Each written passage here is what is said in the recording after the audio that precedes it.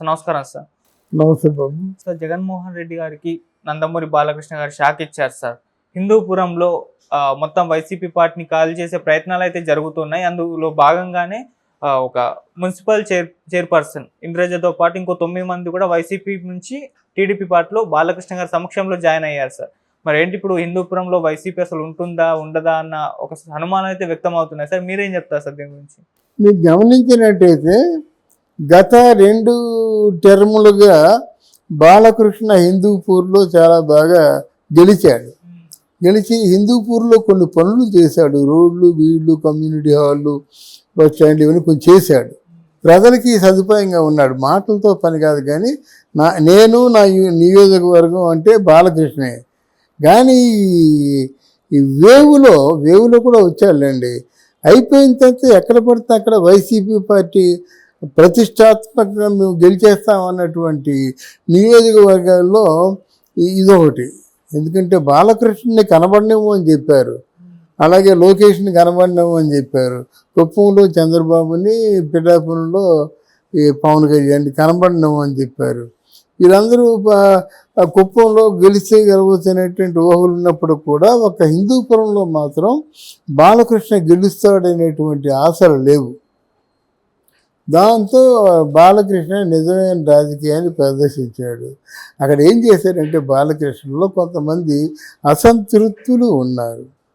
ఆయన ఫస్ట్ చేసిన పని ఏంటంటే, బాబు నువ్వు సినిమా స్టార్ అనుకుంటే కాదు, ఎంతోమంది అసంతృప్తులు ఉన్నారు. నీ కిందకి చెప్పాను చూసారా, నీ కింద మేము పని చేస్తున్నాం, మేము ఎలా బతకాలి. ఇక్కడ ఈ ఎన్నికల్లో జరిగినటువంటి విశేషం ఏంటంటే, ఏదో బాలకృష్ణ గారు ఎన్నికల ముందు వెళ్ళడం, వాళ్ళ సమస్యలు తెలుసుకోవడం, చిన్న బస్ స్టాండ్, కమ్యూనిటీ హాలు, రోడ్లు ఇట్లాంటివి వేయడమే తప్ప ఈసారి కొన్ని వాగ్దానాలు చేయించుకున్నారు వాళ్ళు. అబ్బాయి ఇక్కడ మాకు పరిశ్రమలు కావాలి, యూత్ నిరుద్యోగాలతో ఉన్నాయి. అక్కడ ఎలక్షన్ క్యాంపెయిన్లో జరుగుతుండగా కొన్ని ఘర్షణలు జరిగాయి. ఆ ఘర్షణలు జరగబట్టి బాలకృష్ణ గారు గెలుస్తారా గెలవరా అనుకున్నారన్నమాట. నిలదీశారండి. మొత్తం 3 దఫాలుగా మీరు ఉంటున్నారు, మా ప్రయోజనాలు ఏంటని వాళ్ళ వ్యక్తిగతమైన ప్రయోజనాలు, ఆ గ్రామం అంటే ఆ నియోజకవర్గ ప్రయోజనాలు అడిగారు. ఈయన మనసు పెట్టాడు, దాని మీద కొంత ఆయన దృష్టి పెట్టాడు. అంతకంటే వివరంగా మనం చెప్పలేం. కానీ అప్పుడు ఏం చేశారంటే, మరి ఈ వైసీపీ పార్టీ లేకుండా చేయాలనేటువంటి వాళ్ళకి ఒక పట్టుదల వచ్చింది. ఎందుకు వారు చీటికి మాటికి మనమే అంటే వాళ్ళు గొడవ రావడం, మనం రావడం, కొట్టుకోవడం, అక్కడ ఫ్యాక్షనిజం ఎక్కువ, తిట్టుకోవడం, ఆ రక్తపాతం ఇదంతా ఎందుకని చెప్పేసి వాళ్ళు మొత్తానికి బాగా ప్లాన్ వేశారు. వాళ్ళు ఎక్కడ తెచ్చుకుంటారు? స్థానికంగా ఉన్నటువంటి ఆ పంచాయతీ ఎలక్షన్స్ ఉన్నాయి కదా, పంచాయతీ ఎలక్షన్స్, కార్పొరేట్ ఎలక్షన్స్ అయితే కార్పొరేట్ ఎలక్షన్స్లో తీర్చుకుంటారు. దాంట్లో వీళ్ళందరూ ఒకటైపోయి ఇక్కడ వైసీపీ తాలూకు సభ్యులు అనే వాళ్ళని ఎవరిని గెలవలేకుండా వాళ్ళు మొత్తం మెజార్టీతో గెలిచారు. కనుక ఈరోజు అక్కడ చైర్మన్ మన తెలుగుదేశం పార్టీ వాడు అయ్యారు అన్నమాట. తర్వాత ఏమిటంటే, ఇక ముందు వైసీపీ పార్టీలో అక్కడ ఎక్కువ ఎంకరేజ్మెంట్ లేకపోవచ్చు. వైసీపీ పార్టీ వాళ్ళు పెద్దవాళ్ళు ఎవరు లేరు హిందూపూర్లో మనసు పెట్టిన వాళ్ళు. ఆ మనసు పెట్టిన వాళ్ళు ఫ్యాక్షనిస్టులు ఇందులో రారన్నమాట. అలాగే ఇక్కడ మనకి వైసీపీ గాలి అయింది. మన విశాఖపట్నంలో కూడా మొత్తం వైసీపీ గాలి అయిపోయింది. చైర్మన్, కార్పొరేటర్స్ అందరూ కూడా వైసీపీని ఖాళీ చేశారు, ఎవరు లేరు ఇప్పుడు. అది పిఠాపురం ఒకటి వైసీపీ కాయింది, 3 చోట్ల కూడా వైసీపీ అయిపోయింది. ఇక్కడే మీరు అనుకున్న విధంగా నేను సమాధానం చెప్పను.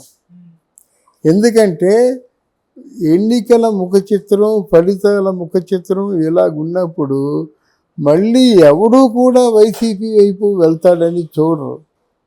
కానీ ఇక్కడ జగన్మోహన్ రెడ్డిది రాక్షస రాజకీయం. ఇన్ని చావుదెబ్బలు ఎన్నికల పరంగా తిన్న తర్వాత ఎవడైనా వచ్చి మేము మంచి చేశాం కానీ ఓడిపోయామంటాడా? అంత అడ్డగోలు మైండ్ గేమ్ ఆడతాడు ఆయన. అర్థమైందా? ఆయన పక్కన ఎవరైనా నిలబడినట్టుతో 100 కోట్లు ఇస్తాడు.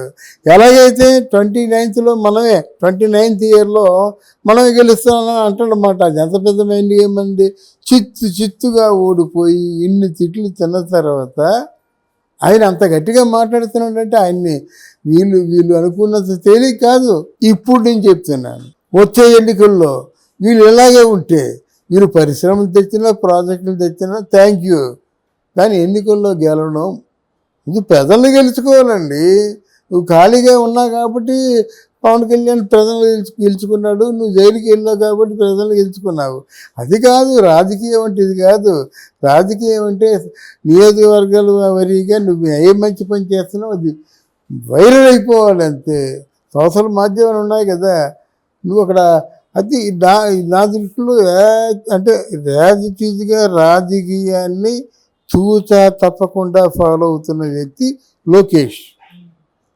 ఒక్క మాట వింటున్నారా మీరు? పనులు జరిగిపోతున్నాయి.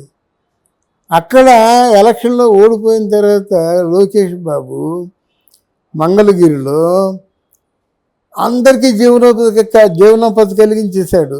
అక్కడ పద్మశాలిని ఎక్కువ మొగ్గ అంటే కరెంటు మొగ్గ కొన్నాడు. అక్కడ ఏ బతుకులేనులకి ఏం బడ్డీలు పెట్టించాడు. అంటే అందరికీ ముందు బతుకుతారు చూపించాడు. ఇప్పుడైతే ప్రాణం పెట్టేస్తున్నాడు. మంగళగిరి వాళ్ళు ఆ లోకేష్ బాబు రావడం మా తాలూకు అదృష్టం అనుకుంటున్నారు అన్నమాట. తర్వాత ఆంధ్రదేశంలో ఏ నియోజకవర్గంలో కానీ ఎవడైనా సరే నియంతలాగా ప్రవర్తించినట్టయితే వాడంతే అవుట్, అరెస్ట్ అయిపోతున్నాడు. ఇది రాజకీయం. నీ ప్రజల్ని ముందు గెలుచుకొని నీ ప్రజల్ని ముందు సంతోషపరిచి తర్వాత ఇంట గెలిచి గెలవాలంటారు. అది పవన్ కళ్యాణ్ ఆలోచించుకోవాలి. మళ్ళీ చంద్రబాబు నాయుడు ఆలోచించుకున్నాడు. కుప్పాన్ని మామూలుగా అతడు ఒక మోడల్ సిటీగా తయారు చేస్తాడు.